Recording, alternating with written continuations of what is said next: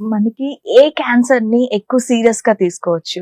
Cancer అనేది serious గా ఎప్పుడు తీసుకోవాలి, ఎలాంటివి తీసుకోకూడదు అనే ఆ ఆలోచన చాలా మందిలో వచ్చింది అంటేనే జనాలు చాలా మిస్గైడ్ అవుతున్నారు అని అర్థం. ఓకే. సో క్యాన్సర్ అంటేనే ఫస్ట్ సీరియస్ గా తీసుకోవాలి. ఓ, అది ఏ స్టేజ్ లో ఏ స్టేజ్ లో ఉన్నా అది సీరియస్ గా తీసుకోలేదంటే you will end up in serious condition definitely.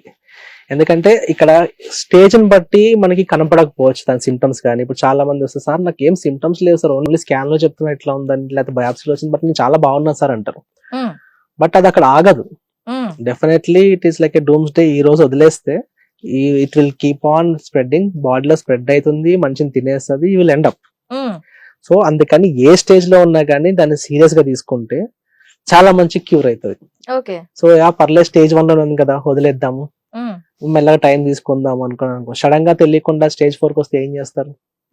So me చేతిలారా